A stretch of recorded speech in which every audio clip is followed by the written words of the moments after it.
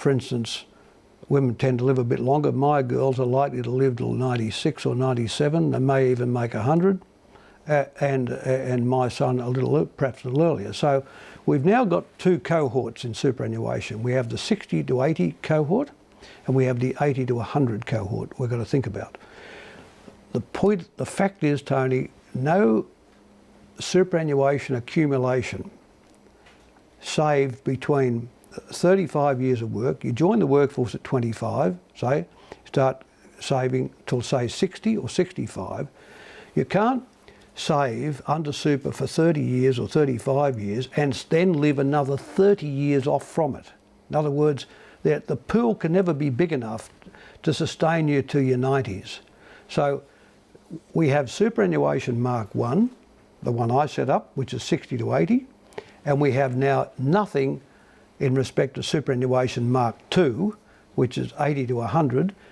At the moment, nearly all of those people would rely on the pension because their superannuation lump sum will have well and truly expired by the time they touch 80. I've got to ask you the obvious question. I mean, there were 6 years of Labor government, the Rudd-Gillard governments. Did they drop the baton here? I mean, if this was seen coming by people, well, superannuation Mark 2 should have been part of their agenda. Well, the fact is, you see, look, the government is the default insurer with the pension, and only the government can insure across generations and pool resources.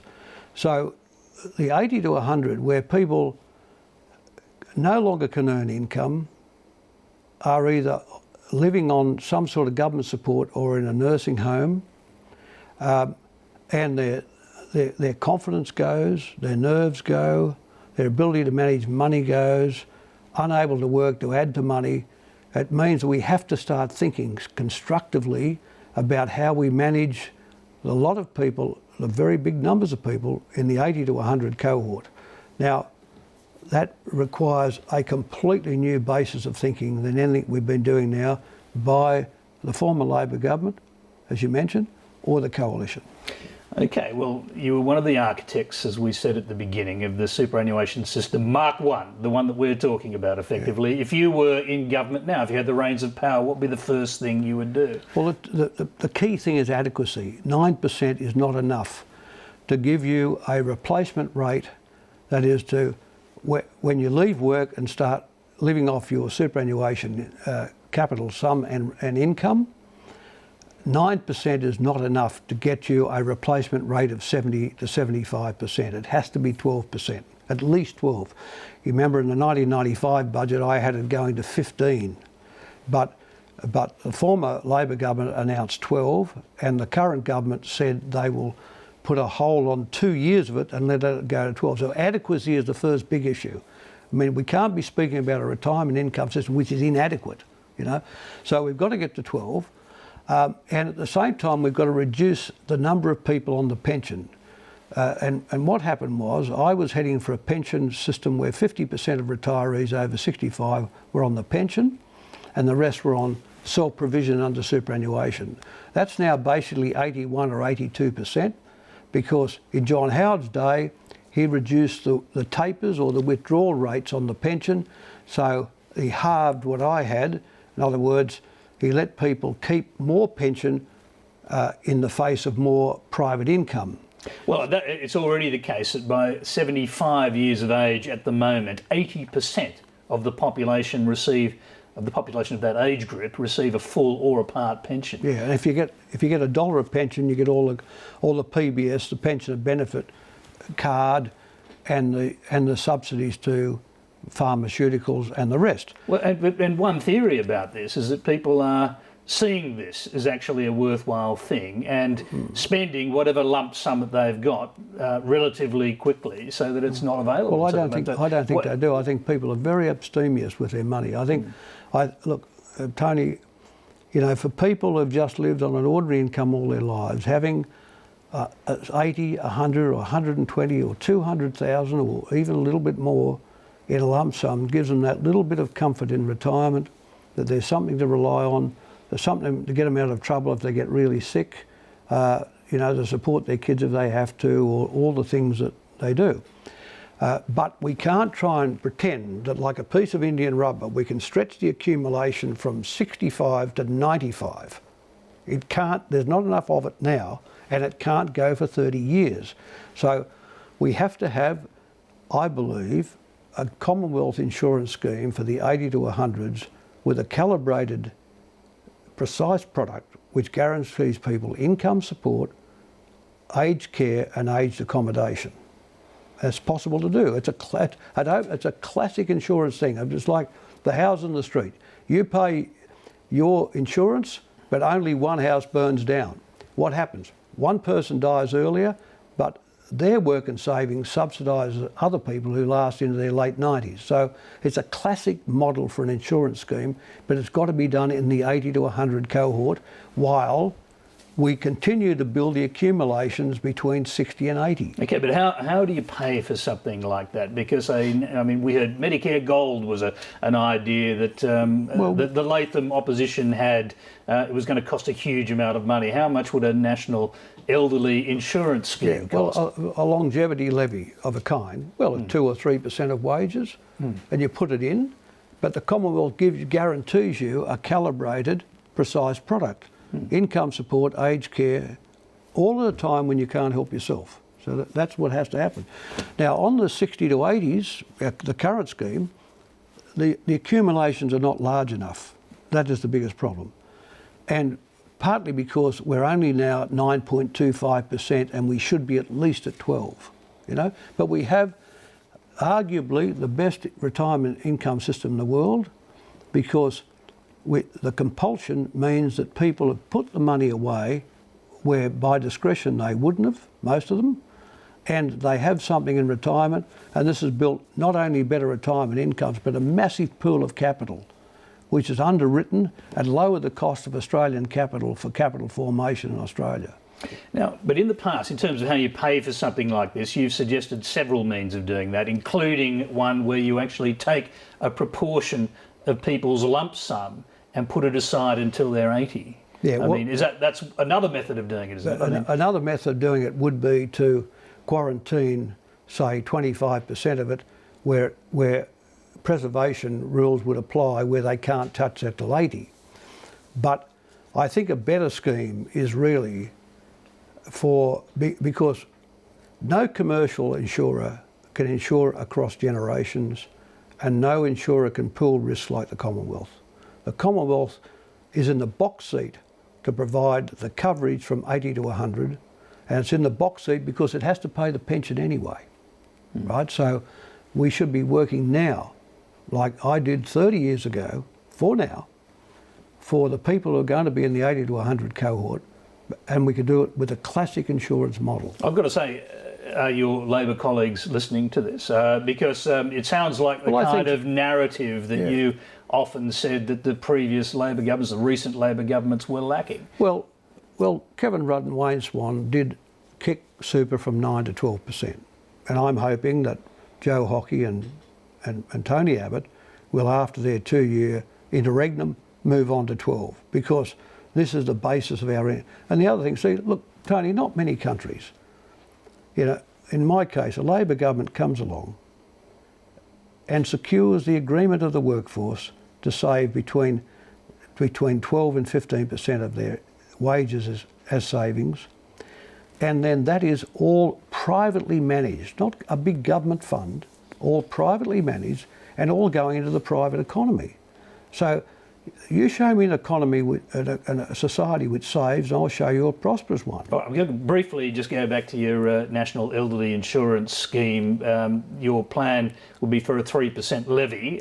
Your main theory as to how to actually pay for this, and that's effectively a 3% tax on everyone, is it? Is that what you mean? Well, 2 to 3%, but you see, you do it from, you pay it from an early age, and it simply goes into the pool, and over time people say, oh, well, look, we can't have another levy. We've got levies and levies and levies. Well, people will say it's a tax. Yeah, that's precisely as they are doing with this deficit levy that Tony Abbott is talking about. But they all know they're heading for the old stove roundup, 80 to 100, right? They're heading there. And you see, we've got to think about it now. I mean, and this is the problem we have with the Treasury. The Treasury hate tax expenditures. the Treasury is a great Department of State, but it has not a scintilla of imagination. If you ask them to have established our existing scheme, they opposed it all along the way, right? Yet they believe people will just fork out for the pension and live on a lower, less valuable age pension as they age and go to their 80s and their 90s with geriatric care, geriatric assistance, hospitalisation and all the rest. It's not going to happen. We're going to have to provide for it now. But you're not saying that there's still antagonism in the Treasury to the superannuation system because it's actually money they can't get a hold of, are you? There's antagonism in the Treasury to every tax expenditure that exists, including superannuation. Let's go to this equity question. You've said that the super guarantee, you've said this in the past, was principally designed for middle Australia, for people earning 1 or 2 times average weekly earnings. And that was the principle behind the Labor government creating a system where better off Australians effectively will get the most benefit from it. Now, why did you do it like that to start with? What was why middle Australia? Well, this is where this is where the base of most people are. I mean, there's people who were never having enough income, people on, say, 100% of average weekly earnings, 60-odd thousand a year, to 200, 120,000 a year, never having enough spare change to actually do the second rental property, to be able to develop the second or buy shares or margin loans to buy shares. They're never going to have enough spare money. So as a consequence, you know, we've set up a scheme where they can compulsorily save and they get, I mean, what is the key to all wealth, Tony? I'll tell you what it is, compound earnings. Compound earnings. And by forcing people to put the money aside, they end up with a pool of money to use later in life. And that's basically what we proposed, and that's what's happened. But you know now there are serious equity questions that are being raised about the superannuation tax concessions. Let me just make this point. There is a view amongst the ACOSs of this world that, you know, it's not doing enough down the bottom, as if super was a welfare scheme. Super was never a welfare scheme. It was always for people on 1 to 2 times average weekly earnings. And I noticed when the Household Expenditure Survey came out recently, the claims of these lobbies were basically found to be false, because when you look at the transfer payments, family assistance, support for kids at school and the rest, we've got a much more even society in Australia than, say, the United States, than, say, Great Britain or any of these countries. So these sort of mealy-mouthed claims by the welfare lobby about superannuation are fundamentally false. What about the other claims that there are serious equity questions about the superannuation tax concessions, essentially that they benefit wealthy people and they benefit wealthy people in a way to the detriment of poorer people in the society, because that's foregone tax revenue in the budget that could be spent on other things? Well, Tony, I think there is a very good case to be made about somebody who joins the workforce at 25 and puts their now 9.25% away every week for 35 years, and wealthy people who come in at the end with a self-managed super fund, who have wealth outside of super and then shelter it right in the last 4 or 5 years of their working life. That's not right. That is not right. And you've got all. Well, that's what's happening though. Well, you've actually got self-managed super funds with $100 million in it. You've got all the people out there with, you know, flogging these self-managed super fund seminars. I see a few people I know in journalism these days are out there advertising every day, flogging seminars to sort of suck people into self-managed super. So we've got to be careful. The people who have done the right thing, who save every week and every month for 35 years, they're the people we've got to look after. But the Treasury's own modelling is fuelling this debate, the equity debate. The figures they put out in the MyEFO statement in December show that super tax concessions cost the budget, according to them, this year, more than $34 billion, rising to well over $50 billion in 2016-17.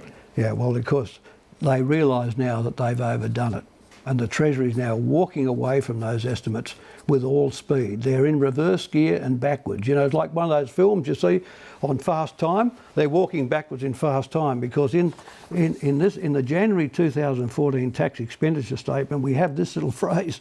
It says Previous editions of the tax expenditure statement have stated that tax expenditure estimates are not strictly additive. For example, because the removal of one tax provision will affect the utilisation and use and for other concessions and for behavioural reasons. Well, you're going to have to put that in common, in other words, in common parlance. What they do is that they've constructed the straw man phony case. So let's say someone's got make it simple, $100,000. The Treasury says, now, if we didn't have to cover tax concessions for that 100,000 super, and the fact that we are cost X, what would that 100,000 be doing? Oh, it would be in a bank account. Now, in a bank account, let's say it's you, Tony, and you're talking about 100,000. Tony Jones pays his PAYE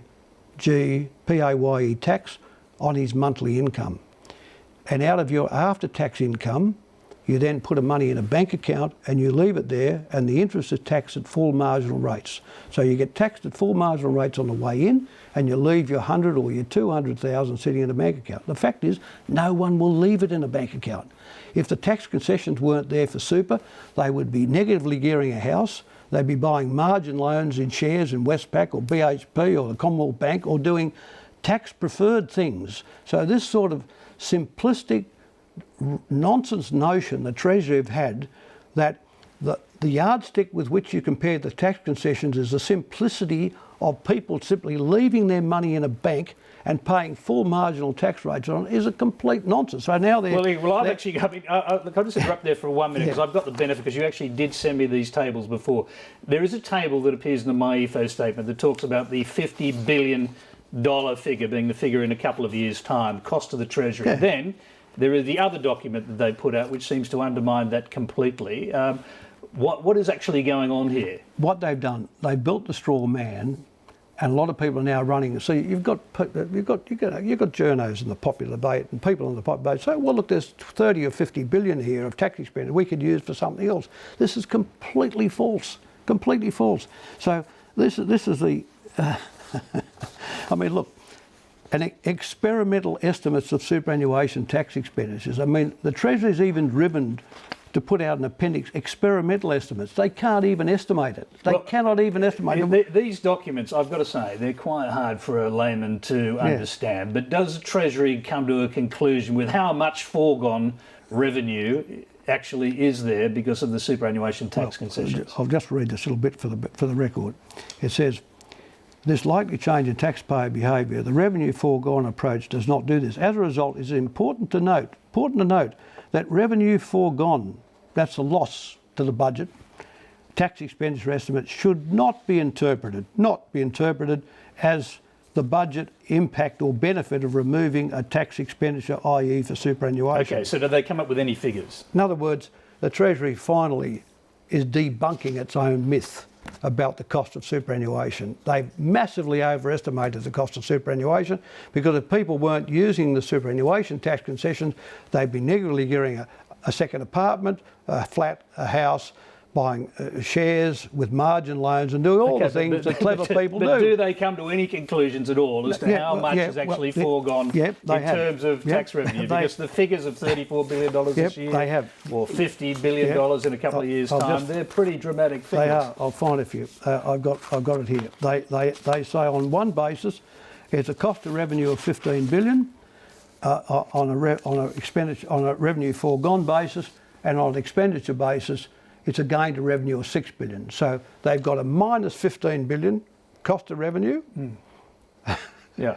and a plus $6 billion gain to revenue. All right, that's the new estimate. What do you say? That's the new estimate. What do you say has gone on? I mean, you alleging some kind of conspiracy here, or has the Treasury made a mistake and they're now correcting it? What do you think is going on? Well, look, the Treasury's a one-trick pony, fundamentally. You know, they're always berating tax expenditures, and they've sold the government. The Treasurer produced in the MyEFO statement a $50 billion cost by 2017 of these tax expenditures. In December and in January, the Treasury walk away from their own statement that they've given the Treasurer to publish. I mean, look, if I was still around, I would have massacred them for this, massacred them for it. You mean actual massacre? No, I mean, you just wouldn't cop this stuff. You wouldn't cop this sort of sleight of hand behaviour. All right. We've got a couple of minutes left, and I just want to quickly move on to broader budget issues. How can governments make really any significant reforms to the sort of things you're talking about when the budget is in such serious deficit? I mean, we see what the current government is proposing to do. They're thinking about raising the pension age to 70. They're imposing tax levies or tax deficit levies. They're putting up new taxes. I mean, how can anyone actually do the things you hope to happen when the budget is in deficit? Well, the answer is, Tony, you've got to affect the way in which the outlay side of the budget is shaped for the longer run. You've got to, like for instance, one of the first things Bob Hawke and I did in 1984 was to put an assets test on the pension to sit beside the income test. In those days, the pension was only income tested. You could have a house worth 3 or 5 million and you still got a full pension. So we put an assets test. It's those kind of structural changes which produce a medium-term change in the budget trajectory, and that's what is needed now. That is, we're not going to remedy this in 12 months. We're going to remedy it over time, but these changes which induce behavioural structural changes which induce behavioural changes is the way to change the spending side of the budget. And hopefully if the economy grows a bit faster and a bit stronger, the revenue starts to pick up. So you start to see the outlay slow down and the revenue pick up and the budget starts to turn back towards surplus. Okay, we've got little time left, but Jeff Kennett, former Victorian Premier, was on this program a little over a week ago, and he said, well, you can actually fix the whole problem really quickly, in fact, by Tony Abbott breaking a promise and just raising the GST or broadening the base of the GST, and he gave the figures which he indicated would actually fix up the budget deficit within a year or 2 years. Well, I don't agree with that. I like Jeff, he's a good fellow, but I don't agree. Look, I'll tell you why, Tony. The average person, their income and their expenditure are one and the same. So when you hit their expenditure with a 10% tax or a 15% tax, then they're carrying another 15% tax burden, whereas a wealthier person and many more wealthier people who don't spend all of their income and save a large proportion of it,